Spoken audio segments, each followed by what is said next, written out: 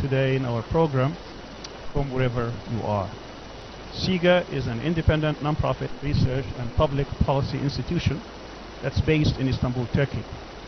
It's affiliated with Istanbul Zaim University. Its mission is to conduct high-quality research and analysis, educate the public and policymakers, train experts, and propose novel ideas and policy recommendations regarding global policies and relations impacting the Islamic world and the development and progress of Muslim societies. In the past 5 years, we've organized 10 international conferences and over 150 seminars, webinars, book discussions, workshops, and symposia. Today, we are pleased to announce the premiere of our new activity called Diwaniya, or Town Hall Meeting. It gives me an immense and great pleasure to have with us today in our first Diwaniya the former Prime Minister of Pakistan, His Excellency Mr. Imran Khan. He really needs no introduction, but the most striking thing about him is his ability to inspire millions of people, not only in his nation, but across the Muslim world and beyond. Perhaps no leader has been able to galvanize that many people in the streets across Pakistan since the founder of the state, Muhammad Ali Jinnah. Today, we will ask the Prime Minister questions that will focus on international affairs, global politics, the Muslim world, and many other topics. But before we start our questions, I would like to thank our audience here who come from across the Muslim world, who would also participate in the questioning the Prime Minister. But before we do that, I would like to introduce my colleague and co-moderator, Mr. Awais Khan, who is a research fellow here at SIGA. He will explain the format of today's program and how it will be conducted. Awais. Assalamu alaikum and welcome to everybody. This is our inaugural Diwaniya event. It is an event inspired by tradition, Muslim tradition, in which public leaders bring together scholars, public policy experts, and students and engage in an open, on-the-record dialogue about issues of mutual concern. So today, I'm honored and esteemed to have all of these very bright minds and thought leaders from the Muslim world here gathered together with Mr. Imran Khan. The format of the session will be that we have collected a number of questions from online and from other platforms, and we have grouped these in 15 odd categories, and each category will ask a question. It will take 60 seconds approximately on the questioner's behalf, and then we will have a back and forth conversation with His Excellency. Each question we hope to give an average of 5 minutes in response. So I welcome everybody, and without further delay, let's jump right in. Mr. Prime Minister, thank you so much for joining us. We really are delighted here to have you with us. The first question and the first segment involves world and regional politics, and the first question is about Russia, the United States, and the war in Ukraine.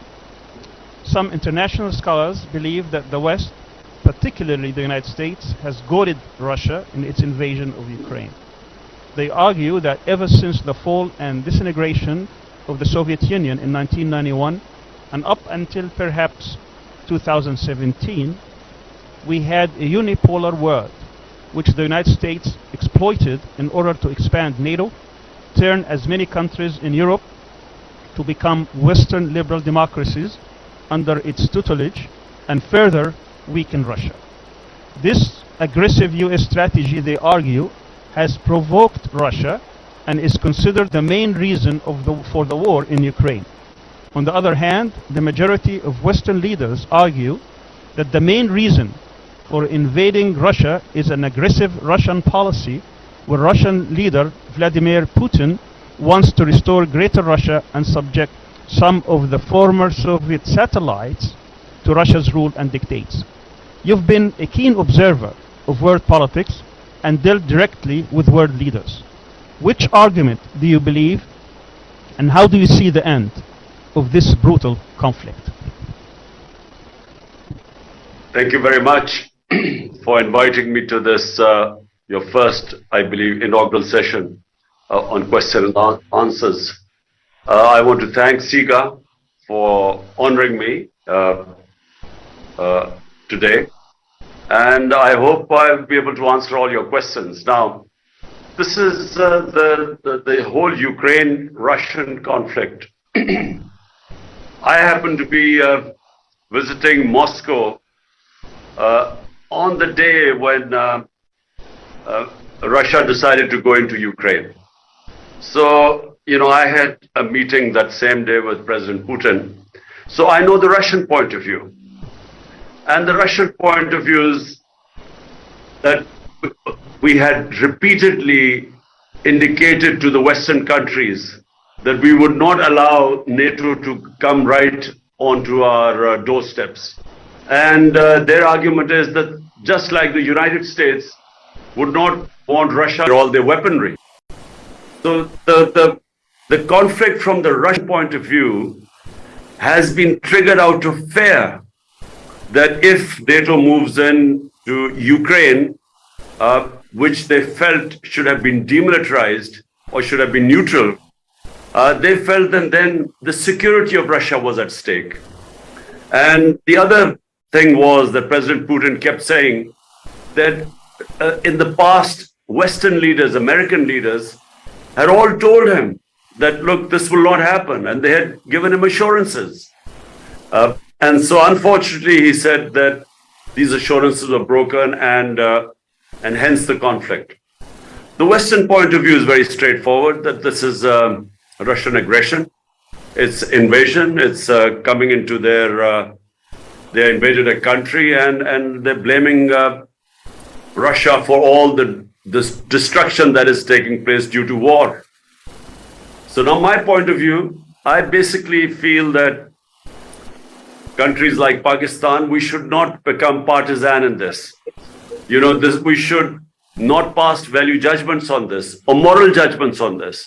The reason, I don't feel that our countries should get involved in conflicts that don't affect us. And I'm talking about developing world, countries like Pakistan, which have 100 million people vulnerable, almost 50 million people below the poverty line, 50 million people above the poverty line.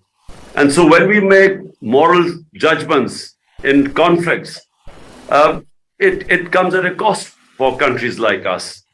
So, for instance, we would have wanted cheap oil from Russia. We would have wanted wheat 2 million tons of wheat from Russia. A gas pipeline was arranged with a Russian company. So all that gets affected the moment you take sides. And our neighbor India, which is a part of the Quad, which is a strategic military, economic military alliance with the United States, India abstained in this because they too felt that they needed cheap oil from Russia. And what this conflict has done, post the COVID situation, where already there was a commodity super cycle, and this conflict has raised energy prices to the level which is causing a lot of problems in Europe. We all know that in Europe they are suffering from gas shortage and energy prices spike. But in the developing world, it has caused a massive problems in our balance of payments, because it has just, the oil prices going up, I know they're coming down now, but that caused an enormous problem for countries like us. So therefore, my take on this, there are 2 points of view. We would like to abstain, my country, we would like to abstain in this. But I do feel that this conflict has caused massive problems all over the world. Thank you very much for your answer. The next question is about China, and always will ask that question. Keeping with our theme about world and regional politics, we'd like to stick with talking about the great powers. For the past 3 decades, the power of China has been on a steady rise economically, military and technologically, among other spheres. It has certainly become a world power. Pakistan has also been one of its major partners, not only economically but also geopolitically. How will Pakistan maneuver between China and the United States, particularly in growing US pressure on Pakistan to take sides? How do you envision the role of China in a multipolar world and in competition with the US? Well, Wes, the problem is that, when we are countries, again, I sort of falling from your first question, when we are weak countries, we developing countries are pushed to take sides. And I feel that Pakistan should not take any sides. I'm talking about our country. Because, why do we have to take sides? Pakistan should have good relationship with both China and with the United States. Similarly, I feel with Russia and the United States. For instance, that's the policy of India. I must say that I've always admired the way India remained non-aligned during the Cold War. I thought it was a sensible thing to do. I mean, when you become part of a bloc, that means that the whole other bloc is excluded from you. And of course, great powers do put enormous pressure on you to take sides. So let me first say that China-Pakistan relationship goes back a long time, 60 years. And China has been what we call always a friend in need. China has stood by Pakistan, whether it is on international forums, on politics. For instance, Kashmir is an issue, a United Nations resolution on Kashmir stating that there should have been a plebiscite in Kashmir for the people of Kashmir to decide whether they wanted to be with India or Pakistan. And that right was not given to them. But hardly any other country stands with us. China has always stood with us, and I must say, Turkey has stood with us. But even Muslim countries, despite knowing the injustice going on in Kashmir, just like in Palestine, they do not stand with us. Which is, by the way, one of the reasons I feel that when we are told to take sides in a conflict like Ukraine, why should we? When things that are important to us, the Western countries don't take a stand or moral stand on it.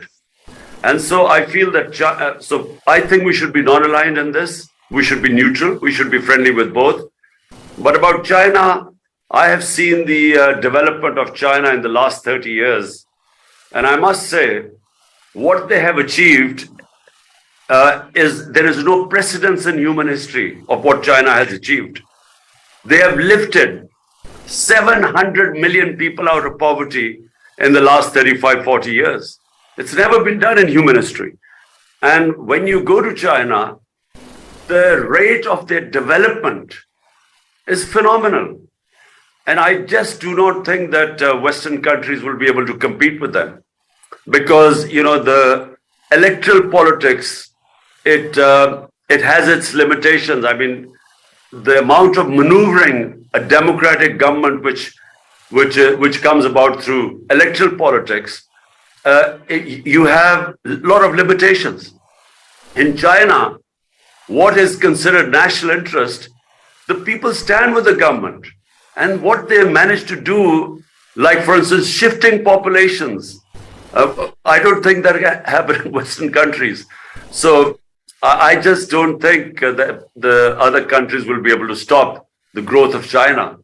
Their system of meritocracy. I visited China and I saw the way they bring up all their talent. And then their single focus, long-term planning. I haven't seen such long-term planning in most countries. Certainly countries like us, which every 5 years are supposed to have elections. So very rarely governments plan beyond 5 years. But in China, they have just planned so far ahead. And then they single-handedly pursue their goals. And I feel that, China is going to be I think it will leave everyone behind. Thank you very much, respected Chairman. I cannot leave the issue of China aside as a Muslim think tank and not raise the plight of the Uyghur Muslims. On a lot of issues, Muslims around the world are concerned about the events that are happening in Xinjiang. Pakistan has been a champion of Muslims all around the world. How do we hold both of this in tension? Well, let me say that, the Pakistan-China relationship is such that whatever the issues of Uyghurs, we have always, the Chinese have always preferred to speak behind closed doors. They're very, their system is such that they hate talking about sensitive issues like Uyghurs in public. So we've had discussions with them, and they give us a different side of their story, and there are always two sides of the story. And so, the conversations I've had with the Chinese government on Uyghurs, we have always, knowing the sensitivity they feel, we've kept that behind closed doors. Thank you so much. I want to now ask one of our members here to direct the next question. Let me introduce Dr. Mubin Shah, who is the head of the Istanbul Kashmir House. Excellency, this is Dr. Mubin Shah, Kashmiri in exile. As far as we can tell, in its hour of need, Pakistan has all but abandoned Kashmir in everything but rhetoric. What is your and PTI solution for the people of Kashmir? When in power, how would you maneuver support for Kashmiri resistance movement, taking Ukraine as a model within Muslim world, with OIC as the biggest support factor to impose sanctions and back resistance of Kashmiris militarily? In these challenging times, what is Pakistan's solution to grave issues faced by Muslims in South Asia, particularly in India? Excellency, I thank you. Well, Mubin, when I was the Prime Minister, we took a very strong stand for Kashmir. And I think you would have known that we have my government at least, on every international forum, we spoke about the people of Kashmir, especially after 5th August 2019, when they took away the statehood of Kashmir, which was against all international laws. It was against the United Nations Security Council resolution, which clearly stated that, Kashmir would have a special status until they were given the right of self-determination. So without giving them the right of self-determination, they took away the statehood. So we stood with the people of Kashmir, and we broke all relationship with India. And that has remained up to this point. It's the case now that we actually have broken relationship with India, and at every international forum we have tried to put pressure on them. Now, apart from that, what else can we do? Give them moral support them everywhere. But when you say, I don't know what you mean. I mean, do you think we should militarily go into Kashmir, which is obviously clearly not an option? There are two nuclear armed countries. It's not a Ukraine type situation. Pakistan and India, the moment there is a conflict, I think there is always a danger that it will go out of hand. In Ukraine, for instance, if Ukraine had nuclear weapons, firstly, this might not have happened, this conflict. But had it happened, the whole world would have been petrified of a nuclear war. So therefore, with Pakistan, India, military solutions are not an option. Short of that, what else can we do? Well, raise it on every forum, and it has cost Pakistan quite a lot by breaking away all diplomatic relationships with India since 5th August 2019. So what kind of words of hope can you give the people of Kashmir? Because this is a very bleak picture right now. It's, circumstances always change. I am a firm believer that, you just keep pressure. People of Kashmir have patience. They have given tremendous sacrifices. Almost, 100,000 Kashmiris have been martyred in the last 30 years or just above 40, or around about 40 years. But, they're resolute. They're not giving up. And this will, sooner or later, the Indian government will have to restore their rights. At the moment, the people of Kashmir are just deprived of all rights. And what the Indian government hopes to do is to alter the balance, the demography of Kashmir by settling in non-Muslims into non-Kashmiris and Muslims into Kashmir. And what they hope is that eventually the balance will be changed, and when they have elections or plebiscite, there will be more non-Muslims who will then vote for India. So this is the game plan for India, but it's not working because the people of Kashmir have not given up. And I think the settlers find it very difficult to move into Kashmir in a hostile environment. And I really believe, I am a firm believer that Kashmiris will get their independence, their right of self-determination. Thank you. Thank you very much. Our next question is about Pakistan's nuclear policy, and it would be asked by Dr. Nizar Krekish, who is the director of the Bayan Center for Studies from Libya. Dr. Thank you. Nizar. Thanks. As the only Muslim state that has nuclear weapon, can Pakistan potentially provide a nuclear cover for the Muslim world? In other words, do you think Pakistan should put other nuclear power nations notice that they cannot use nuclear weapons against other Muslim states, because that would also constitute aggressive against Pakistan? For example, can Pakistan give nuclear cover against Israel potential use of nuclear weapons against its neighbors? Is it strategic in the area or just restricted for Pakistan, this nuclear weapon? Well, at the moment, first of all, let me tell you, I'm not a great fan of nuclear weapons because I do believe in settling your issues. I'm not also a great fan of military solutions. For instance, I would never try and solve issues militarily, but for me, it is basically for defense. I mean, if someone is going to take away your freedom, then that's when you fight for it and you use military. So the Pakistan military, the nuclear program has always been a defensive one because India is 7 times the size of Pakistan. It has huge resources now. And the people in Pakistan have always been threatened by the idea that a bigger neighbor would just overwhelm the country. So remember, we've had 3 conflicts with India. And this was from 48, 1965, and then 1971.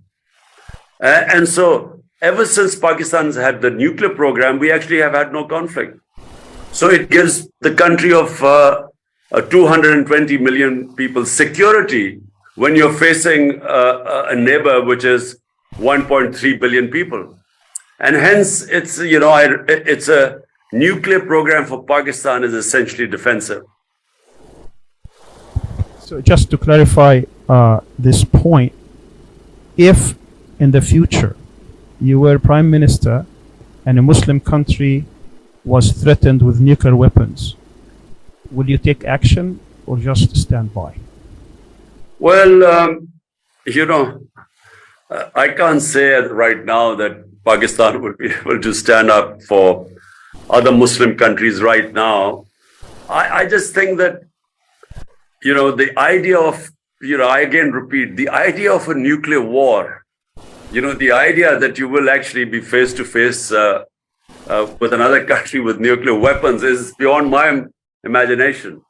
And I say this simply because, nuclear war is the end of the world. You must remember it's a suicide attack on the world because I don't think the world will be able to sustain or survive a nuclear holocaust.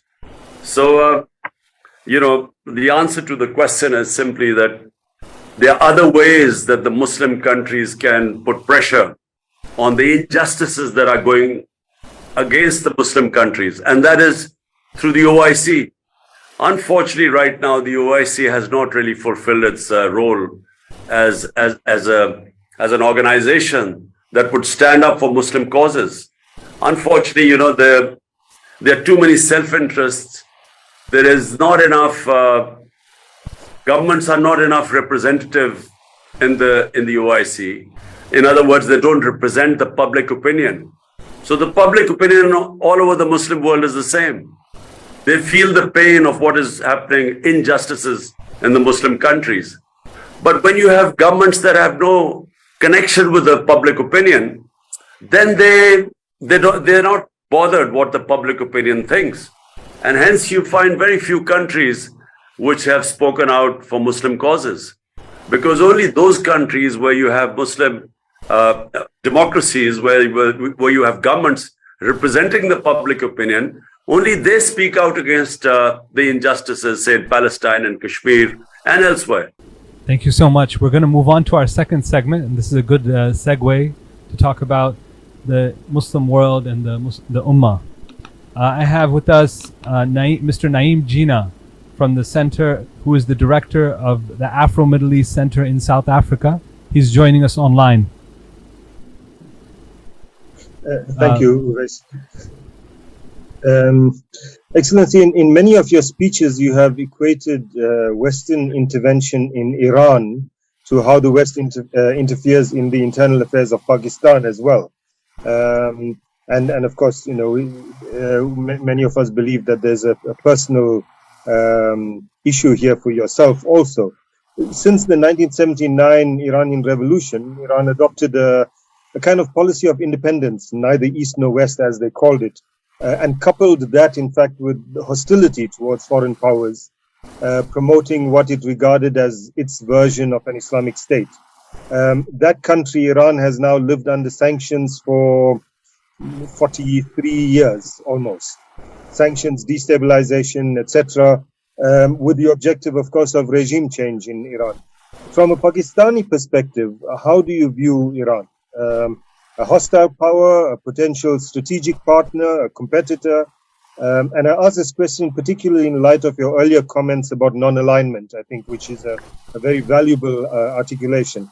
And how exactly is Western pressure on Iran similar to that on Pakistan?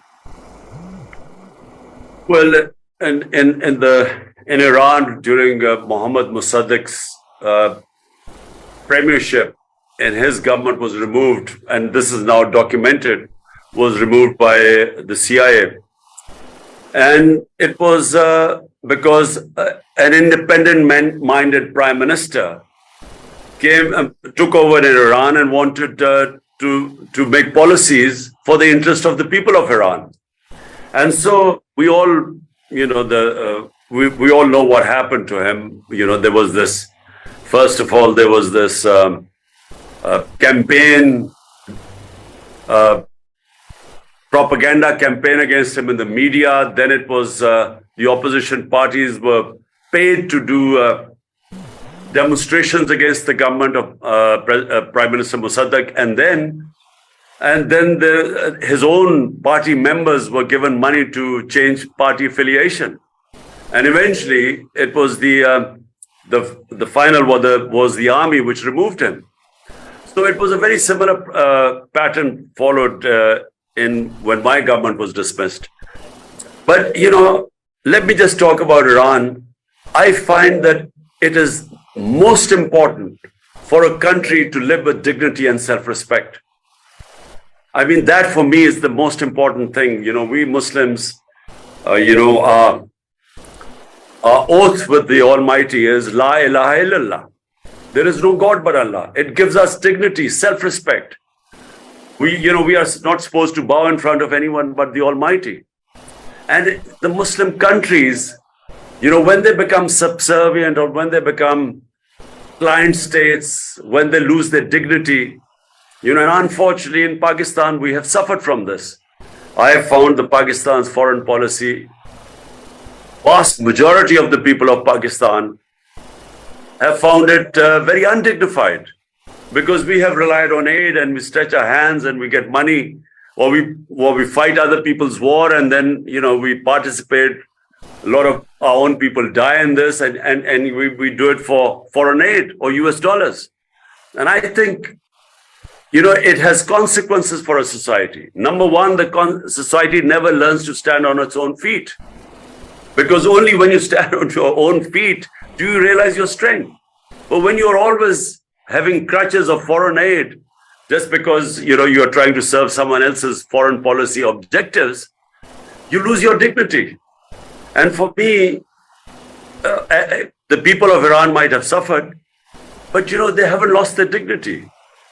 They we will disagree with, maybe what their worldview is. We might disagree with their worldview of Islam, but, you cannot disagree with them standing for their sovereignty. So, I admire that about them. Our next question comes from Mariam Khan, who is a PhD candidate at Istanbul Sabahattin Zaim University and also a research associate at SIGA. Assalamu alaikum. It's really a pleasure to sit in front of you. I am personally a voter of PTI and I'll be ever. My question is regarding Afghanistan. It's been after 2-decade-long war of US against Afghanistan. Taliban have turned to power now, which wasn't supported by leftists in Pakistan because they saw them as a source of terrorism. Now, we Pakistanis are again facing a wave of terrorism and Islamabad is on high alert. So how do you see the Taliban in Afghanistan, and how do you think that the current security threat which Pakistan is facing now has something to do with Afghan Taliban also? Also, you have supported a lot of laws like blasphemy law and religion-based laws, but on the same time you have criticized a lot of religious parties which were in the coalition. So how do you see the role of religion in the politics? Thank you so much. Okay, so first of all, you must differentiate between the Afghan Taliban and the Pakistan Taliban. The Afghan Taliban are completely different. Their aims and objectives are completely different to the TTP, which is the Pakistan Taliban. Who were the Pakistan Taliban? When the Afghan Jihad was conducted from the soil of Pakistan, it was conducted to what was called the tribal areas of Pakistan, or FATA. Now, these were areas adjoining the Afghan border.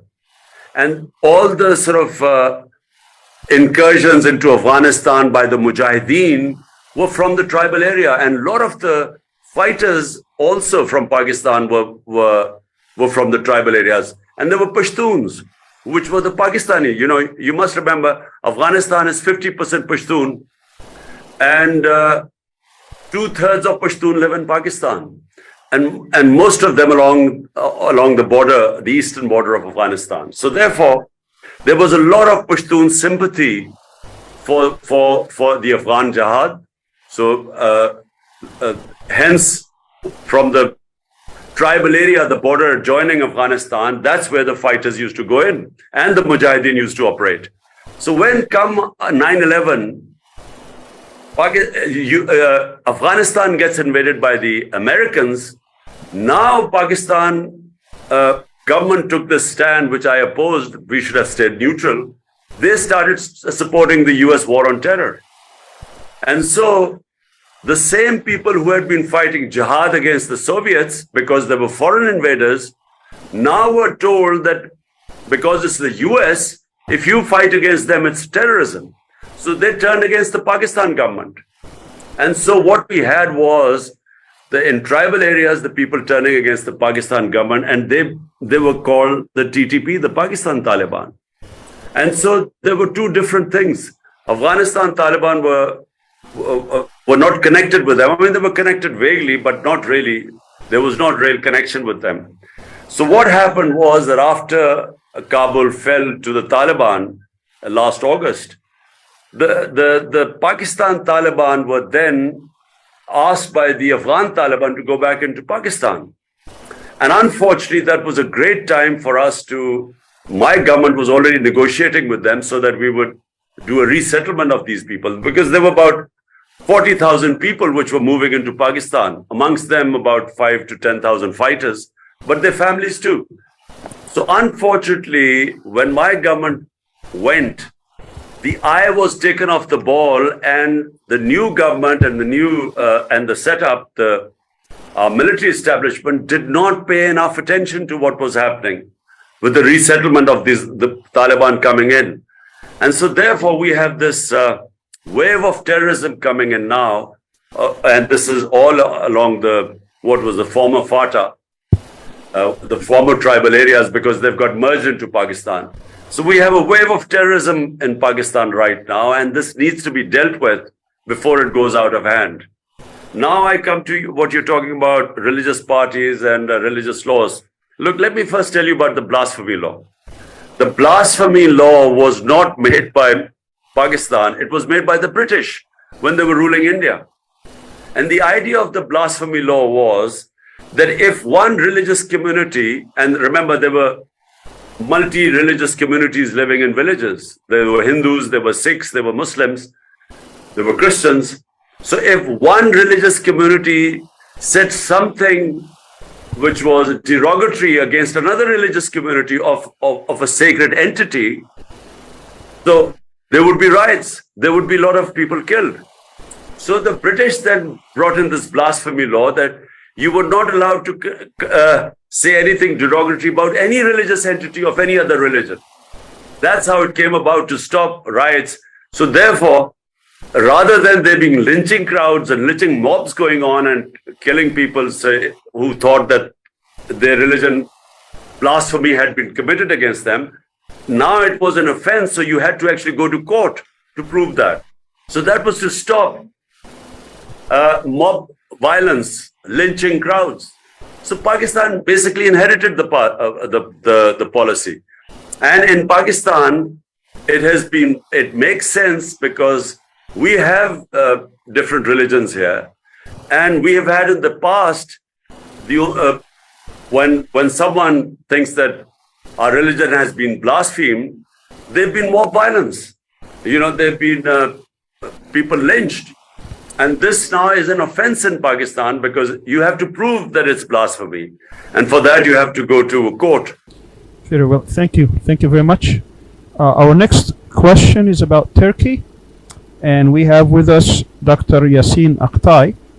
Dr. Aktay is a professor at Bayezid Yildirim University, and also he is a former member of parliament and widely known here in Turkey. Dr. Aktay. First of all, thank you very much for sharing your very, very valuable perspective with us, and thank to SIGA for gathering us together in this platform. For the past 2 decades, Turkey has become an important and rising power, not only in its region, but also in the Muslim world. I think you can share this idea, this view. The relationship between Pakistan and Turkey is the lasting legacy of pan-Islamism. The story is well known, as you know. Muslims in the subcontinent supported the Turkish people with their body and wealth during the height of colonialism. But in reality today, the Turkish-Pakistan relationship is a failure from many angles. The historical nostalgia has been manipulated by NATO interests, as it was dominated and controlled by the military through the Cold War years. Today, it has resulted in nothing tangible. No visa-free travel, no free trade agreement, no military alliance, no free technology transfer agreement, no people-to-people cooperation, etc. Now my question is coming. Do you feel Pakistan has benefited from Turkey's rise? And if so, how? And do you envision a strategic partnership beyond rhetoric between the two important Muslim states? And lastly, what other Muslim states do you see as strategic partners to Pakistan? Thank you. Well, first of all, let me say that there's a people-to-people relationship between the people of Turkey and Pakistan. And this, again, what you quite rightly pointed out in history, was at a time when in Turkey, the Western powers or European powers were about to take over in the 20s or late 1919s and 1920. At the time we were fighting, a lot of the Muslims of India and what is now Pakistan collected a lot of money, and they gave they were standing with the people of Turkey, and I think that's what is remembered in the Turkish mindset. So the relationship is very deep.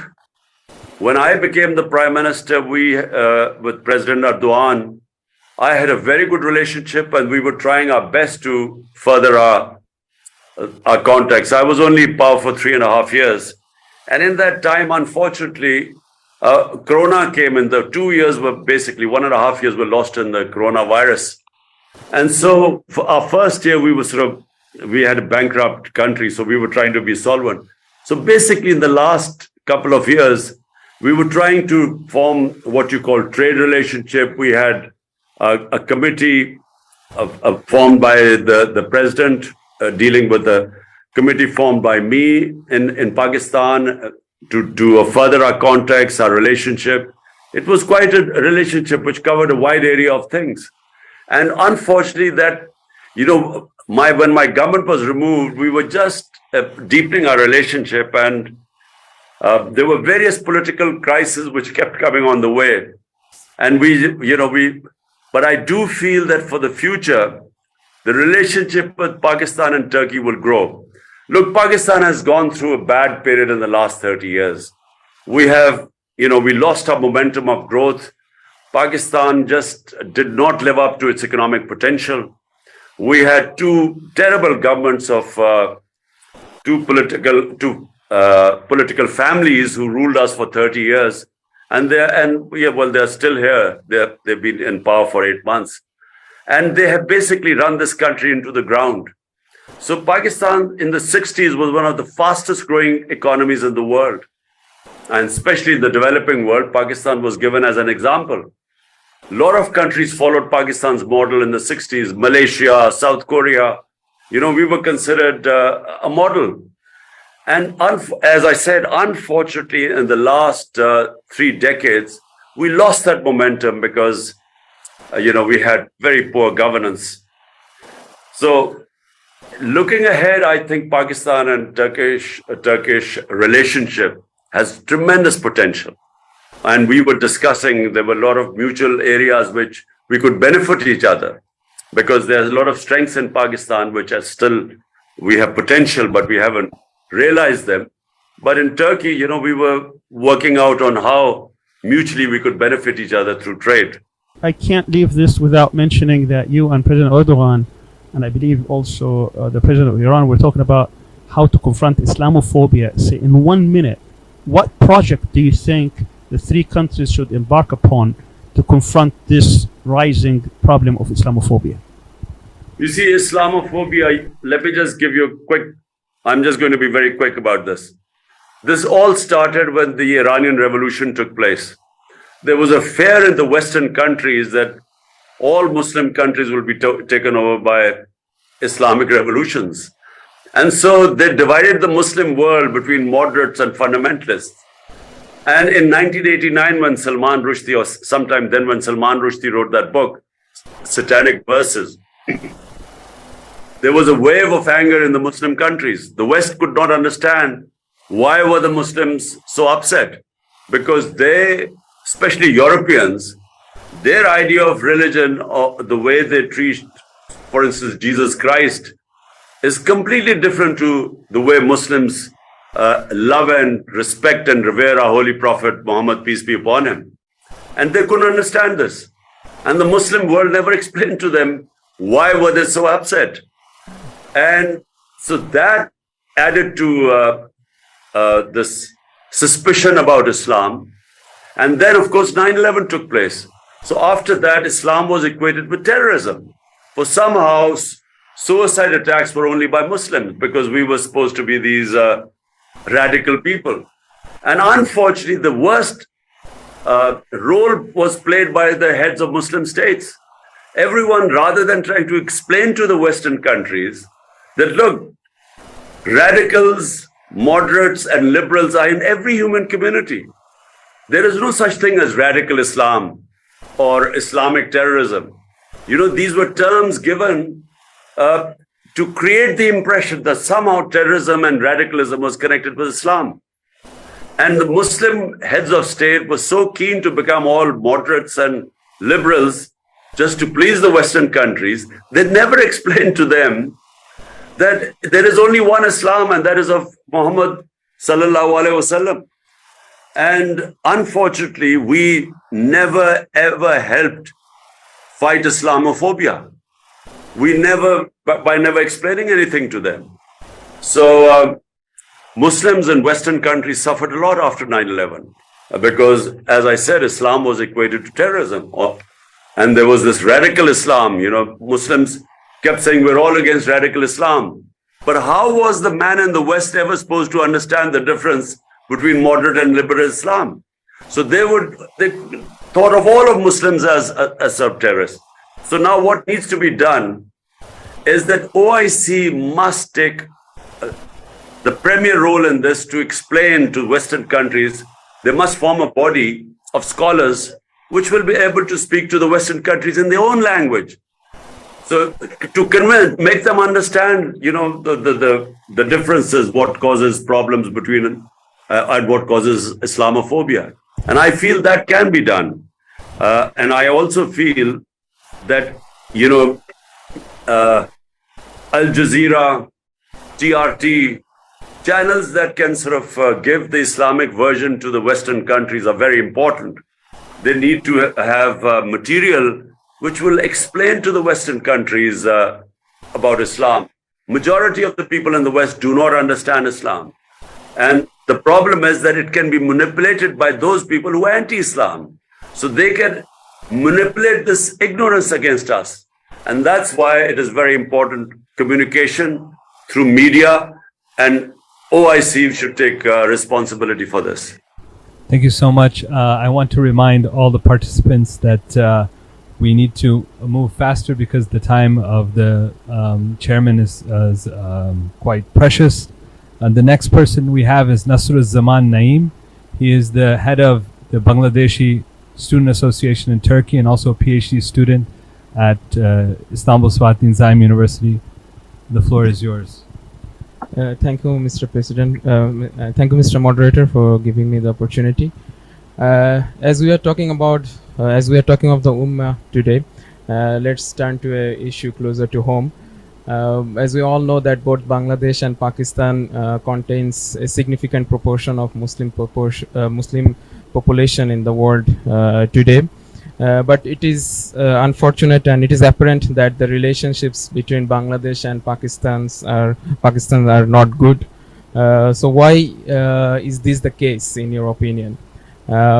Also, we often speak about the brotherly relationships between Muslim majority countries, but all of those talks are actually empty. So as a politician, what is your vision regarding Bangladesh? And also as a politician, what would you suggest as way forwards to improve the relationship between Bangladesh and Pakistan in near future? Thank you. Well, first of all, the reason why our relationship has not grown or improved is because of sadly the events of 1970-71, when the ruling party, the party that should have been given government, the majority party was not given, was not allowed to have its mandate and form government in Pakistan. And that led to the break of Pakistan and the formation of Bangladesh. But unfortunately, the events that followed, the military operation which followed, that created that deep, what should I say? Not animosity, but it created that distance between the two countries because of the suffering which took place because of the military action. So my government, I reached out to the Bangladesh Prime Minister, and I also invited her to Pakistan. But the relationship is not what it ought to be. It should be a much better relationship. There have been periods in which the relationship seems to have thawed, but for some reason the relationship has not grown. But I do agree with you that as two of probably the countries with the biggest population, Muslim populations, we should have far better relationship than it is right now. Thank you very much. Our next question is about Palestine, and it will be asked by Mr. Jalal Shaib, who is a senior research associate at the Center for Islamic Global Affairs. Jalal?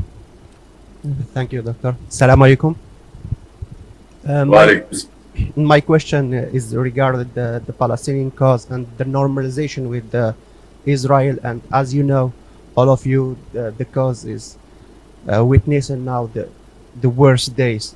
If we look back to the history, we see each state in the Muslim world which normalized its relationships with Israel found for itself like an excuse under the big name, the umbrella, the realpolitik. Some of them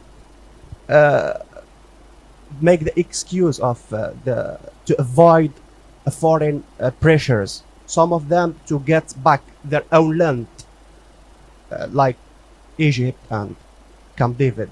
Some of them to seize another land, like what happened last 2 years in Abraham Accords.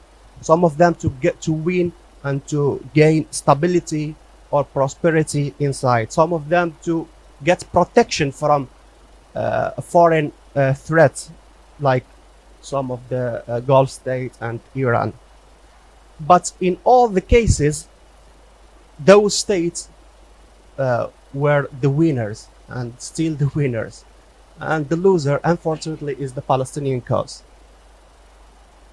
Now, as we know, Pakistan is still suffering from the Kashmir problem, more international pressures, and instability inside. My question to you, Mr. Imran Khan, can you assure million of Muslims and people across the world that Pakistan under the leadership of Mr. Imran Khan will never sacrifice Palestinian rights and Jerusalem, and will never normalize the relationships with the Zionist state under any excuse? Thank you. Well, you know, the founder of Pakistan, who we call Quaid-e-Azam, the great leader, you know, he in 1948 gave a statement on Palestine, and he spoke about the injustice which was being done to the people of Palestine. And he was very clear that Pakistan would not accept or would not recognize Israel as long as the people of Palestine were not given justice. So that has been basically the line of all Pakistani heads of state since then. And secondly, we have the issue of Palestine is almost exactly the same as the people of Kashmir. So the moment we give up, you know, our principal stand on the recognition of Israel, means that we give up on Kashmir too, because the issues are more or less the same. There are United Nations Security Council resolutions which are more or less the same on Kashmir as well as Palestine. And you know, if we say that the moment we recognize Israel, then we have abandoned the people of Palestine for them to get a just settlement for a homeland. And then we cannot take a stand for the people of Kashmir either. So therefore, I don't think any Pakistani head of state will ever recognize Israel, no matter how tempting it is, because Israel is powerful in the sense it has huge influence in the United States. So United States being a superpower, every country wants to have a good relationship with them. So the temptation is that if you are friendly, if you recognize Israel, you will have a good relationship with the US. But the problem in Pakistan is that it's a democratic country, and anyone who wants to go to the people, he knows that the public will never accept any head of state who's recognized Israel. Thank you very much. We have 3 short questions, if you may. Thank you very much for staying with us. The next one is going to be Salman Sayed, who is professor at the University of Leeds. He is with us online. Very quickly, Dr. Sayed. One of your greatest achievements has been the popular mobilization of unprecedented scale in Pakistan. And I just want to ask you that how will you harness this popular will, not just to demand new and fair elections, but also to replace the corrupt current corrupt system inherited from the colonizers? You see, the problem most of the developing world, or what you call the ex-colonies, all of us, the problems we faced are the same. We have struggled to establish rule of law, justice. I mean, justice means rule of law. Rule of law means that everyone is equal before the law. And when you have colonialism, basically the colonials are above law. And in Pakistan, unfortunately, and like most of the developing, like most of the ex-colonial countries, when they got their independence, the rulers mostly took the role of the colonizers, and they put themselves above law. And so when you do not have rule of law, corruption becomes one of the biggest symptoms of lack of rule of law, because the powerful elite goes above law, and when they start making money, the state institutions cannot check the corruption. And that's how countries become poor, not because of lack of resources, but the corruption of the ruling elite. That bankrupts countries. And that's the case with almost the entire developing world. It's certainly the case with Pakistan. We suffer because after colonialism, either we had military dictatorship, half the time we were ruled by military dictators, and military dictators clearly, when they take over a country, when they decide to impose martial law, they break the constitution. It's against the constitution and the rule of law. But unfortunately, when we've had civilian governments, so-called democratic governments, they also have put themselves above law, and which is why they have been able to make so much money through corruption and take the money abroad. And it's the same story in almost all the developing world. What you have in the developing countries are the ruling elites siphoning off money and taking it abroad. And that's how, if you ask me, one reason why Pakistan, which was rising rapidly and could not achieve its potential, should have been one of the big economies in the world. One reason is that we just did not have justice in our country. We had the ruling elite put itself above law. And when you have ruling elite above law, when the powerful cannot be held accountable by your institutions of justice, then the country becomes a third world country. It becomes eventually a banana republic. Thank you so much. I want to quickly give the floor to one of our senior professors, Dr. Munzer Kahaf, who is a professor of Islamic economics here at Istanbul Sabahattin Zaim University. Professor Kahaf. Okay, thank you. Of course, I thank SIGA and I thank you, Mr. Former Prime Minister, for being with us. But I really, you mentioned about the miracle of China and other examples. And of course, things vary from one country to another. You can't really apply the same model in repeating it as it came from China, for instance. Now, what is your model? What is your program for economic development in Pakistan? And especially, I want you to also be a bit specific on a few points. How would you fight corruption that is not really among the elite, but it had reached even the smallest employee in government or in any corporation even? And also, how would you envision the new economy in Pakistan, development-wise and Islamization-wise, especially with the Supreme Court decision of elimination of interest? So okay. Let me just say that in Pakistan, if what I was trying to do when I was in power, but only for 3.5 years, and what I will again try and do, number one is imposing rule of law. Establishing rule of law is the beginning of prosperity. I believe that countries that are prosperous, if there is rule of law in a country, it cannot have poverty. If you look at the map, if you just look at the rule of law index all over the world, the countries which have a rule of law index above 80 or 90% are all prosperous, have no poverty. And most of our countries, I mean, if you look at Nigeria, has the greatest amount of oil reserves in Africa, and yet it has huge poverty. But on rule of law index, Nigeria is 7%. So it is directly related. If you have rule of law, you have prosperity, because it unleashes the potential of a society. You have investment coming into your country. Investment always comes into countries which clean governance. And capital flies from countries which do not have a governance, which don't have rule of law, which have poverty. So number one, that is going to be the hardest thing to establish. Number one is rule of law, and rule of law will tackle the ruling elite. But Professor, your other 2 points, the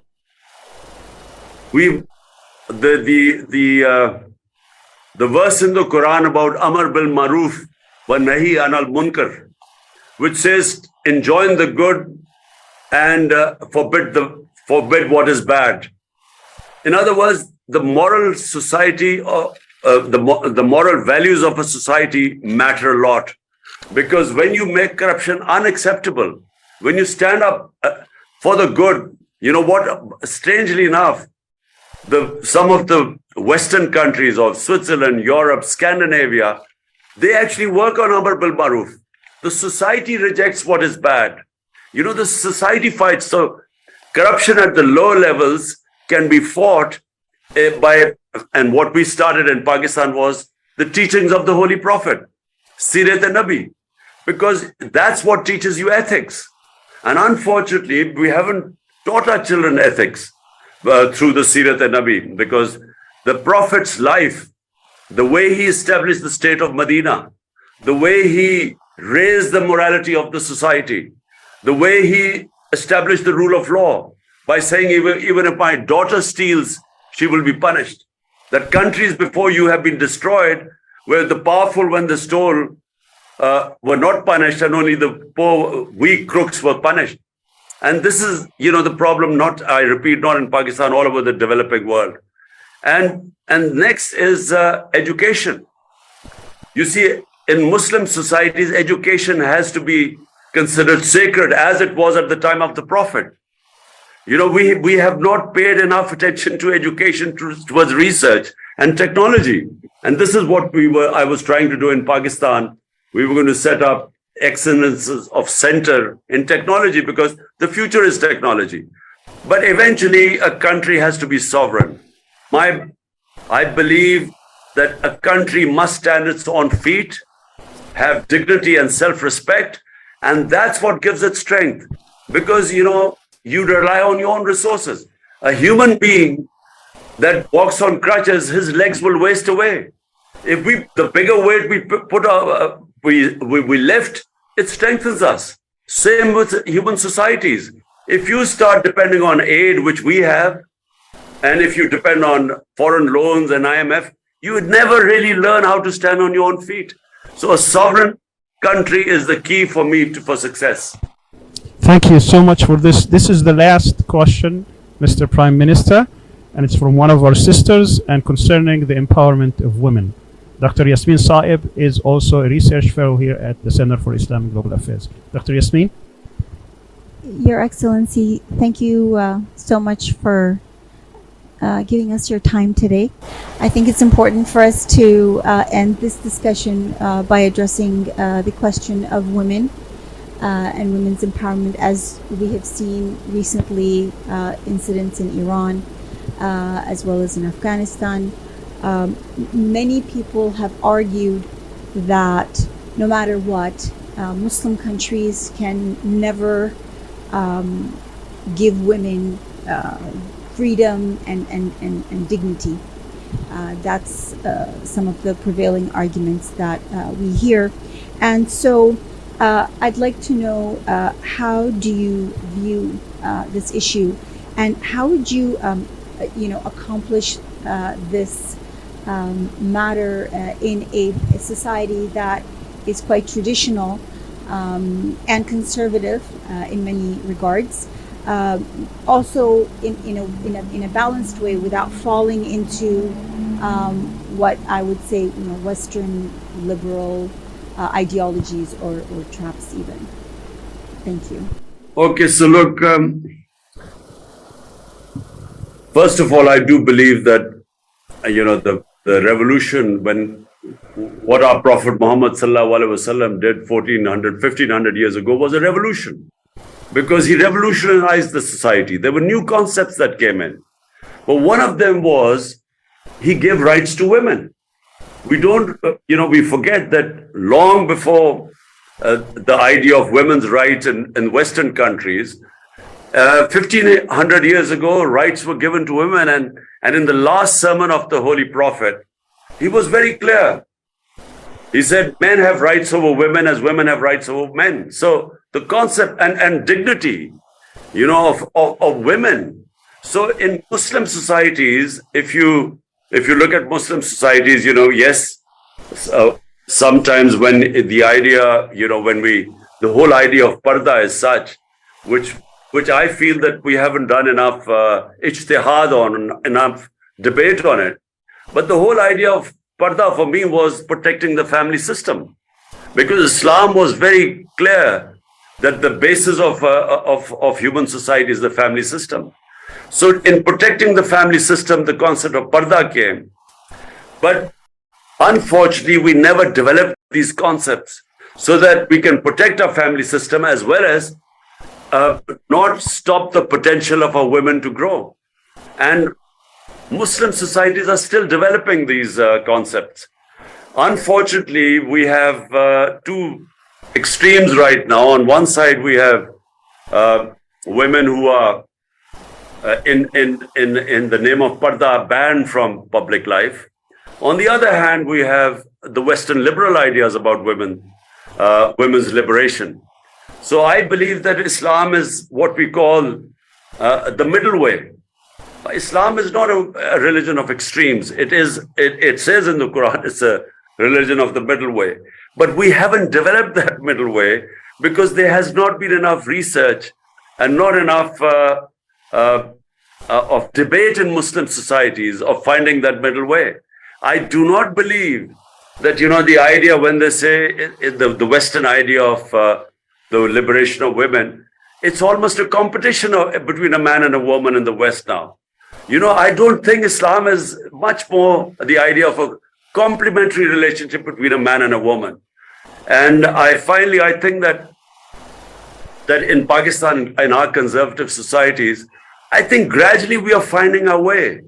But one thing that should not happen is, there's a clear verse in the Quran that there is no coercion in religion. You can't force people into religion.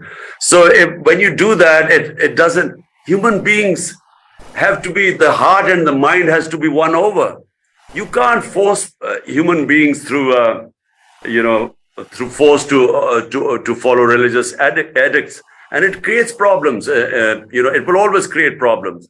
So I'm one of those who believes that it's through dialogue, through debate, through making people understand the true teachings of our Holy Prophet sallallahu alaihi wasallam. I think that's the way you win over people, but not by force. Thank you so much. Before we conclude, I just want to let you know that we received many questions. We tried to field some of them today. There are many other questions that we couldn't get in, hopefully in the future. But there is one question that I thought needs to be asked, and it's coming from the family of Dr. Afia Siddiqui, which says, if you come back to power as Prime Minister, can you commit to doing everything in your power to repatriate the daughter of the nation, Dr. Afia Siddiqui, within the first few months of your rule? Well, I can only tell the family of Afia Siddiqui that what she went through, first of all, it is tragic what she's been through to Afia Siddiqui. But we thought we came quite close to getting her released. We had negotiations going on with the US government, and there was a thing of a give and take. We were trying to work out on a formula how to get her out of the US prison. But unfortunately, it just didn't work out. And this was during the Trump administration. And unfortunately, well, I'm saying that when Trump lost the elections, the negotiations fell apart. But we were I thought we were quite close at one point where we could have done a deal with the US. So we could have got her back. So, the answer is yes, I'll try my best again, because, the US government might listen to if we do a give and take, a deal with them. But, just straight asking for a freedom is not easy, because they say, look, it's rule of law in the US. We have our justice system. She's been sentenced to 84 years in jail. And so they don't talk about, there's no way Pakistan can pressure them to release her. Inshallah, we'll find a way. I just want to thank you from the bottom of my heart for all your time. I would like to give you the final few moments for a closing statement. Well, first of all, again, I want to thank SIGA for affording me this opportunity. The problem about Muslim world is that, we are still evolving. We are coming out of colonialism. We haven't found our feet. Our education system lags behind. We don't have a great many scholars who can direct us. We have a split. We have the westernized elites in the Muslim world who moved quite far away from the religion and don't understand much about it. And then we have a lot of conservatives who do not understand the Western thought. So, the best minds right now, I find, who are sort of doing a lot of good work, are scholars who are living in the Western countries. I find that they are coming up with some of the best ideas. They understand the Western thought, and then they can compare, our life, our way of thinking, our history, our culture, the Islamic principles. And some of them, I must say, some of the best work is being done in the Western countries. All Muslim scholars who've gone to the West have done research, and they've come up with some great original work. What I tried to do in my last, in my time in last 2 years in my when I was in government, I formed a Rahmatul Lil Alameen authority. It was an authority which Rahmatul Lil Alameen, the mercy for mankind, the title given to our Holy Prophet, peace be upon him. And the idea was that in our schools, we would teach children the life of the Prophet, because the Quran tells us to learn from the life of the Prophet. And why does the Quran tell us to learn from the life of the Prophet? Because he was the most successful man in human history. No human has achieved what he has done.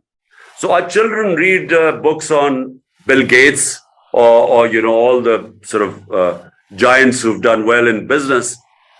But they need to understand the man who was the most successful person in human history. They need to learn from his life. And that's why the Almighty tells us to learn from his life, to his sunnah. And I tried to teach our children about, the course in the curriculum we put in the life of the Prophet. And then in the universities, we wanted our scholars to do debate on the life of the Prophet. But above all, I wanted our university students to debate that what did our Prophet Muhammad do that brought in this revolution, that changed human beings. Muslims were hemmed in between two superpowers, and yet between 625 and 636 AD, what were 313 army in the Battle of Badr, and 636 the Roman Empire collapses in front of them at Yarmouk, and then the Persian Empire. So what happened in this short period which created these incredible human beings? There were, in that short space of time, there were never so many leaders. And yet in the Muslim world, we've not done enough research on them. What did because it was not something physical. It was a revolution of the minds. The Prophet changed the mindset of the people. He made them realize their potential in life. The same human beings got converted and became these great men.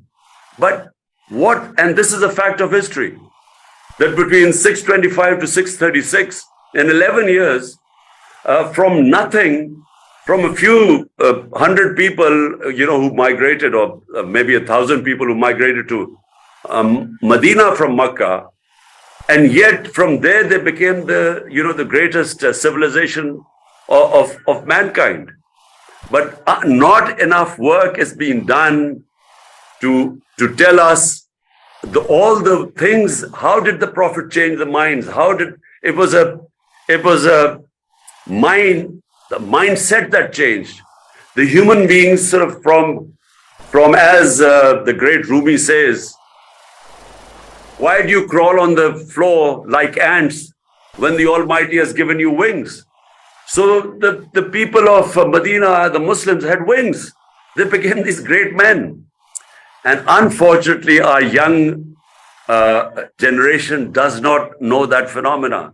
And that's what I feel that our media and our scholarship and universities should concentrate on. They should find out how these human beings changed. And it's, as I said, it's a fact of history what happened. And had it been, say, had a Prophet been in the European countries or Western countries, there would have been so many films on him, documentaries on his life, of how he changed, how this phenomena of from nothing these Arabs rose and the Muslims became the greatest power for hundreds and hundreds of years, and the greatest scientists and so on. And I think we need to, when you say what happens next for the Muslims, I think this is the most important thing that needs to be done. Our scholars need to work on what happened in these years in Medina. How did our Holy Prophet change these human beings? That needs to be worked on. Thank you so much for your time. Thank you. Thank you so much for your time, and I want to give some final thanks to Rebridges, who, without Mr. Majid Rafiq's help and without Dr. Arsan Khalid's help, this event wouldn't have been put together. They were really bridge builders between Turkey and Pakistan. I also want to tell you that we benefited a lot from your talk, and I think that you gave us a lot of insight into the future, but also I think we today gave you a chance to enter into Muslim history as someone who is the first Muslim head of state to be in a part of the Diwaniyah, which is an Islamic tradition, to sit with scholars, with people who are thought leaders, and think about problems together. It's a very unique opportunity for us all, and we believe in democracy, but we also believe in epistocracy, that the people who have knowledge are the ones who also help rule. The Rahmatul Alameen project that you proposed was very unique, and hopefully in the future SIGA can collaborate with this authority to build a stronger and more dynamic Muslim world together. And we hope to see you in person in Istanbul, and we hope that you have a very speedy recovery, because I know that you gave us a generous time even though you're injured. I know it wasn't difficult. I know it was difficult, but thank you so much for your stamina, and we pray for your recovery.